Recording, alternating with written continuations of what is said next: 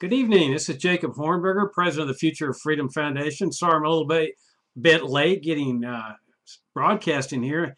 Having some technical difficulties with my hard drive. If I crash in the middle of this show, you'll know that what happened. Well, it looks like the two likely presidential candidates are at it again with ridiculous, inane arguments against each other. Specifically, I'm referring to Mitt Romney and Barack Obama.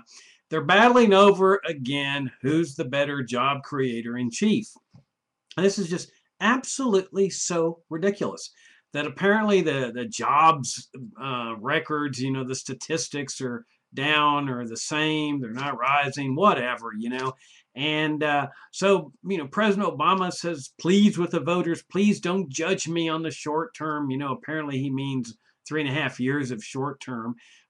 Judge me by the long term. In other words, my next term, if I'm reelected, judge me by that, because I'm a good job creator. I can do stimulus plans, and I can spend people's money, and I can borrow money, and I can get the Federal Reserve to inflate money. I mean, that's his arguments. I mean, he doesn't say that exactly, but that's really what he's getting at, because that's what they've done for decades now to, stimulate the economy and get the jobs going and stuff. And of course, Romney's over there. He's over there saying, well, I'll be a better job creator in chief. I made money when I was in the private sector. I was a good businessman. And so if you elect me president, by golly, I'll be a job creator in chief, the likes of which you can't even imagine. Now, of course, his scheme's going to be the same thing. It's always the same Republican or Democrat scheme. Get the Federal Reserve to start inflating the money, stimulate the economy with debased paper money. And the result, of course, is just a misallocation of resources, a debased currency, plundering and looting people through inflation, and then, of course, the inevitable crash. But notice that both of these presidential candidates have something in common. They both believe in a job creator in chief, and so do their supporters. You see, this is the statist mindset, that the role of the president is to create jobs. I mean, that's his primary role. Well, also to take care of people, to provide welfare and so forth. Oh, and to protect us from the drug dealers and the illegal aliens and all the scary people, the terrorists and the communists and so forth.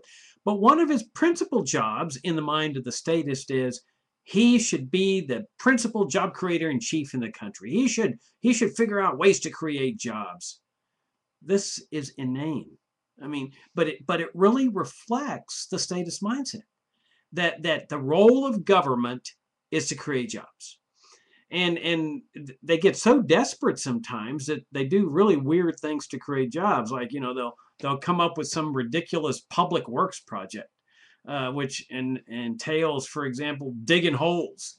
And so they'll dig holes and they'll hire a bunch of people, and then they'll fill up the holes, and then they'll dig the holes again. They'll fill up the holes, and they'll say, look at all the jobs we're creating. Wow, we are job creators in chief. Man, my administration's a great success. It's ridiculous, because, in order to pay for those people, where do they get the money? They have to extract the money from the private sector. And as soon as they extract it from the private sector, they hurt the standard of living of the people. I mean, because the only way to support the public sector, the government sector, the parasitic sector, is to extract wealth from the private sector. That's the only way they can do it. They're not a wealth-producing machine. The only thing they can do is confiscate and redistribute wealth to the people that are digging the holes and filling them back up and so forth. But in their minds, you see, in the statist mind, they think the government sector is just like the private sector. They think it's just exactly the same thing. Hey, and they lump it all in terms of, look at jobs that are being created. Boy, we got all these hole diggers and these hole filler uppers, and man, we've created jobs. Well, it's inane. And that's really one of the things that distinguishes us libertarians from these statists, is we don't believe it's the role of government to create jobs. We don't want to elect a central planner. We don't want to elect somebody in charge of the economy. See, that's the way most Democrats and most Republicans see this election. that which man is better capable of running the economy. You see, because they believe that government, the president, should be running the economy. It's no different from the old Soviet mindset, the Chinese mindset, the North Korean mindset. All these mindsets of statism believe that government should be running the economy, and principally the president. The president should be running the economy and he should be creating jobs. We libertarians say that is not a legitimate role of government. Central planning is a bankrupt, economic principle. It's just a variation of socialism. I mean, that's what they had in the Soviet Union. They still have to a certain extent, central planning. That's that concept that says the president or the government should be planning the economy, creating jobs, producing prosperity. We libertarians say absolutely not. That as soon as you go down that road, you're in deep trouble because all you're going to do is make things a lot worse for people. Now, we know that things are not good in this country. Okay? I mean, we see every government program in trouble. Social Security, bankrupt. There's no fund there. They've lied about from the beginning, about there being a fund. Oh my gosh, there's just tons of dollar bills in there ready to be sending to me as soon as I retire. It's idiocy, it's inanity, it's denial of reality, it's delusionary. There's no fund. There's nothing there. All the money that was taken from the young people, it's gone and spent. I mean, if you're like, say, in your 50s or 60s and your money has been taken from you in the form of Social Security taxes, gone. The whole system's busted. And you say, well, I got to get mine, Jacob. I put it in. I got a right to take it out. Well, yeah, if that's the position you want to take, fine. But acknowledge reality. That the money is being taken from your children, your grandchildren, their friends, their neighbors, their relatives, all the people that are still working and still struggling to make a living. A lot of young people can't buy homes. A lot of them are underwater on homes. A lot of them would love to start families. They just can't afford it. And part of the reason is the enormity of the Social Security taxes, along with the Medicare taxes and the Medicaid taxes and the farm subsidy taxes and the food stamp taxes and the foreign dictator taxes. And it's all part of this welfare state. Okay? I mean, this was the concept that the primary role of government would be to run the economy and take care of people and make people good. Because, that's another aspect of this. It's not just to take care of us by making us responsible, save for our retirement. It's also to force us to be good and caring, because otherwise everybody knows the American people are evil, selfish, no good people that could never be relied on to voluntarily help their parents in times of need or to help the poor, to help the elderly. You just couldn't trust the American people, and so you need this small little group of selfless bureaucrats in Washington to force us all to be good and caring. Well, this was the concept of the welfare state. Well, I mean, theoretically, you could have taxes equal to the outgoing welfare. Because remember, the only place government has to take money is from the private sector. So let's assume that you've got this private sector that's building up wealth, and that's where the standards of living are growing, from the private sector. That's how nations become wealthy. This was Adam Smith's great message in his masterpiece, An Inquiry into the Nature and Causes of the Wealth of Nations. You see, what Smith was trying to determine was, what is it that makes certain nations wealthy and others poor? But he wasn't really asking what are the causes of poverty, because he kind of figured that poverty is sort of the natural state. He wanted to know, what is it that causes the exception, that there are certain nations that are wealthy. I mean, even today, if you ask that question, they would say, people would say, well, the wealthy nations are the ones that have oil. Until you point to Mexico, where the government nationalized the oil industry, decades ago, and they're as poor as they can be.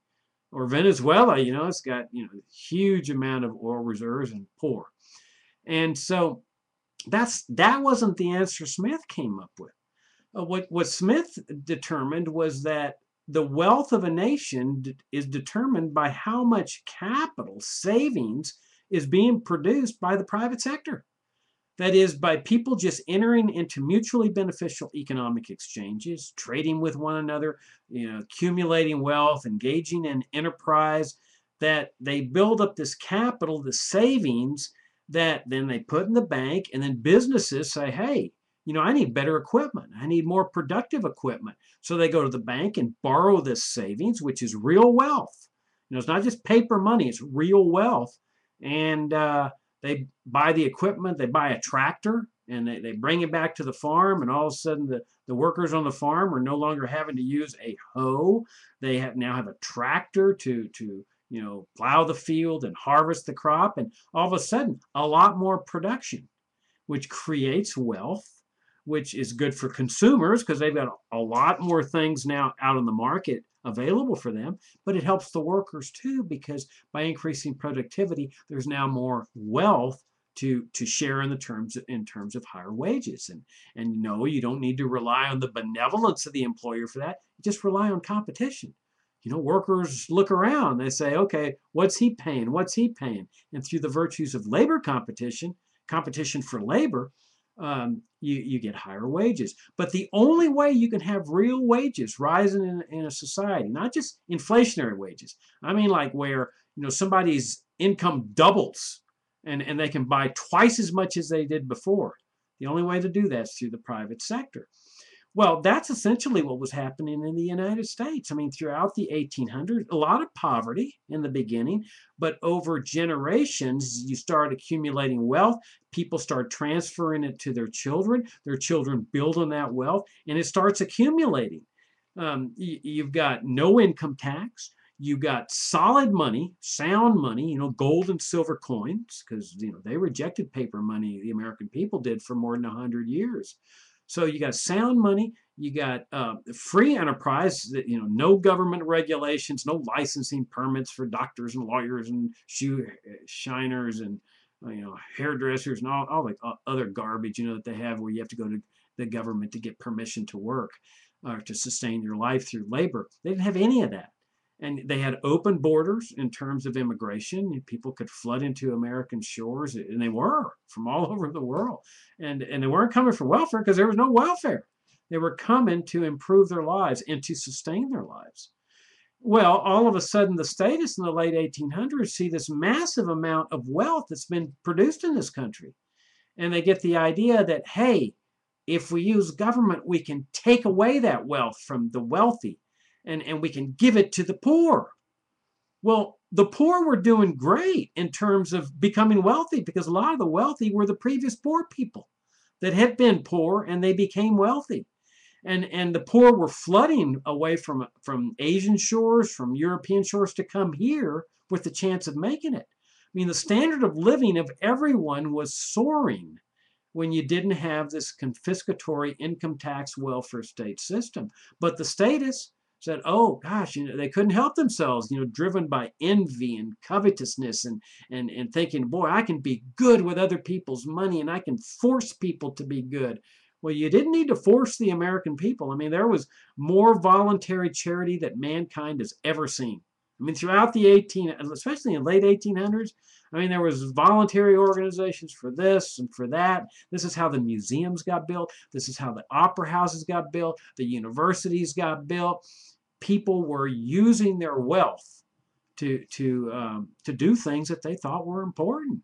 And, on a purely voluntary basis, not because of an income tax deduction, because there was no income tax. You see, they didn't believe in taxing people's wealth in order to give the money to someone else. Well, so the system changes though. The 1930s, a revolution takes place. That here's the Great Depression. The public officials blame it on free enterprise, right? Isn't that what we all learned in public schools? And it was really the Federal Reserve that did it. They had overexpanded the money supply. They had been established in 1913, and so they start printing up, expanding money, expanding credit, and until finally they overcontracted in 1929. That's what caused the stock market crash. That's what causes the Great Depression. And they used that crisis, which would have been a temporary crisis, but they used it to effect a permanent change in America's economic system. I mean, by this time they had an income tax now. They go off the gold and silver coins as money. They now decree there's going to be paper money permanently. Even though it's a temporary crisis, they effect a permanent change in the monetary system. For more than 100 years, gold and silver coins were the official money. And then they go say, oh, well, now we're going to use irredeemable paper money. And they made a felony to own the coins that had been legal and part of our constitutional order for more than 100 years. And they effect this permanent change without even the semblance of a constitutional amendment. And then they change from an unhampered market system, a free market system, to a welfare state, which, as the Europeans know, is just a variation on the socialist theme. And then they look at government, they look to the government, to the president, to be the job creator in chief, to be the runner of the economy. And so, you've got decades of this. And libertarians were saying we've been saying for decades, this cannot go on indefinitely. It cannot go on. That means theoretically you can have taxes equal to welfare, but it never happens that way, because inevitably you have your economic downturns where your businesses are going out of business. And so now your taxes are less than the welfare, because I will guarantee you, the welfare recipients are never going to agree to a reduction in their welfare. I mean, we see that in Greece. We see it in Italy. We see it here in the United States. Despite the fact that tax revenues are far less than the welfare payments that need to be distributed, nobody's willing to give up his share of the welfare or even give a reduction in the welfare. And I'm including foreign dictators in this too. I mean, the Egyptian military dictatorship. You haven't seen them offering to reduce their $1.3 billion a year welfare payment. And so inevitably what happens is your tax revenues end up less than your expenditures. And so then what happens? Well, they go out and start borrowing the money, or they print the money, or they do both. And this has been going on for decades and decades and decades. And the government keeps mounting up the debt like the government in Greece did. And the state is here saying, no problem, no problem. We owe it to ourselves, they say. This is what they teach in public schools. This is what they teach in state-supported universities. We owe it to ourselves, and therefore the national debt doesn't matter. Well, I guarantee you, those Greeks owed it to themselves too, if you want to use that terminology. And they were busted, bankrupt, because they spent and borrowed so much that they couldn't afford to even pay their debts, much less their welfare payments. They're busted. And now they're screaming and crying that the whole world ought to bail them out, let them keep their little welfare payments, let them keep their little system, that the whole world owes them a welfare check. And make no mistake about it, it's no different here. You can see the status already calling for an increase in the debt ceiling. Now, what's that debt ceiling? That's a maximum amount that the Congress has said, that's too much debt. It's dangerous. That this is the maximum amount the government will be permitted to borrow, and then that's it. And they always give them fair warning, like, a couple of years in advance, 3 years in advance, saying, get your house in order because this is it. Well, it's all a fraud, because then, the statists in the mainstream press, they're already saying, they just lifted the debt ceiling just a while back, and now they're saying it would be irresponsible not to do it again. But have they tried to reduce spending in order to match up the tax revenues with the welfare payments? Nope. Nope. In fact, it's the opposite. They say you've got to increase spending, increase borrowing, increase inflation in order to stimulate the economy. And by stimulate, what they're hoping is to get these businesses that have gone out of business to start up again, to provide the tax base that then funds their beloved welfare state and all their warfare state too. And then happy days are here again. So what they're trying to do is to pump some kind of fluids into the host so the parasite can continue thriving by sucking blood out of the host, but without reducing anything that the parasite's sucking out. Well, we've been saying for decades now, libertarians, this can't go on. It can't go on indefinitely. Now, this little game of stimulate, it can work for a while where they start printing up the money and it looks like this artificial prosperity. Boy, businesses opening up and jobs are being created, but it's all artificial. It's providing a misallocation of resources. It's telling, the business community, hey, there's prosperity here, but it's not real prosperity. It's just paper money prosperity. And then when the bubble bursts, the whole thing starts crashing down, and then they start the process again, stimulate, stimulate. When really, as I said a few minutes ago, the only way you can really create prosperity in a society is to build up the private sector, leaving the private sector free to accumulate wealth. That's not happening. They're confiscating the wealth of the private sector. And so they keep saying, we'll spend more, borrow more, whatever. These stimulus plans have worked before, but it's very possible that we may have reached the point where they don't work anymore. That we may have reached the point where libertarians have been saying, this cannot end well. We may be seeing the final cracks in the welfare state that's been here since the 1930s. And the interventionist state, the minimum wage laws and the price controls and all the rules and regulations. And they're getting frustrated about it. You can tell the statists are getting frustrated. They're getting frustrated because we libertarians are pointing it out. They don't like to be told this. But it's a fact that this may be the time where they can't do it anymore. And they're spending, what, $1 trillion more in welfare payments and warfare payments than they're bringing in taxes. And they're saying, continue doing it year after year and continue doing it even more. And then over here, so you've got the welfare state that may be cracking apart here, going bust. You've got the warfare state that's aggravating things because they're just simply a form of welfare. They don't increase standard of living. You buy a jet plane and load it up with bombs. What does that do for your standard of living? Nothing. You've had the money taken from you to pay for that jet plane and those bombs.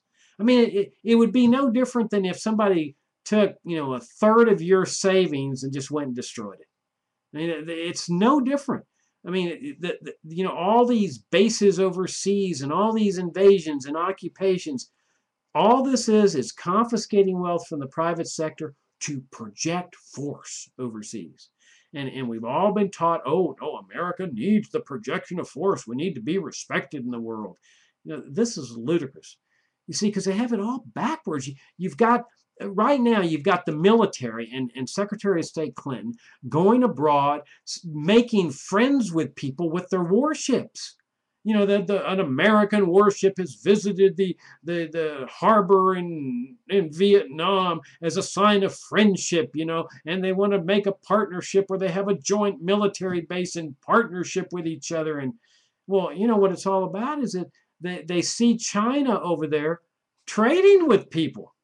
Financial trades, monetary trades, whatever. They're building things. They're going into Latin America and they're building things. Now, clearly, this is all socialist activity. This is state ownership of stuff. But you see, they don't have a great big imperial military force, and they're over there just effectively giving welfare themselves.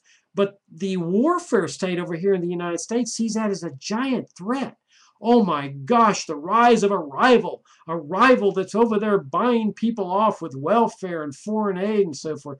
And their answer to this is the projection of military force. We ought to put these Chinese in their place. And so now they've got this long-term plan as they're pulling out of Iraq and Afghanistan and killing all those people and destroying those countries. They're moving their warships into Asia as a counterbalance against the Chinese rival. This is idiocy, because all they're doing is busting us, the American people. They're breaking us. There's only one way to make friends, and that's just through the private sector. I mean, that's it. I mean, with Americans, tourists, cultural groups, businessmen, Clinton's over there saying, well, I'm over here advocating for American business. You don't need government to advocate for American business. Just get out of the way. American businessmen are very good at handling their own business affairs. Just get out of their way. If some country doesn't want American businesses there, fine. That's their business. It's their laws, but it's their business. American businesses can go elsewhere and look for opportunities. We don't need the military to go over there and force countries to allow American businesses to come into their countries. But you see, they've got it all backwards.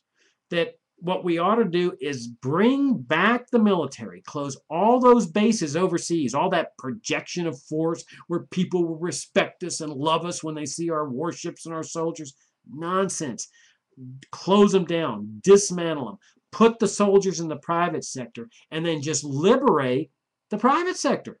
You know, trade restrictions, immigration controls, no more sanctions, embargoes, beginning with the one on Cuba. Let Americans flood into Cuba, businessmen, tourists, whatever. That's the secret to the future of America. So you build up your private sector economically by dismantling your welfare state, repealing it, get rid of it, get rid of the income tax, get rid of all the welfare state programs, get rid of the interventionist programs, the drug war. I mean, talk about massive failure. Right now, I read in the paper this morning where the drug dealers are now going to Argentina because, you know, they go where the enforcement's most lax, and now they're concentrating in Argentina.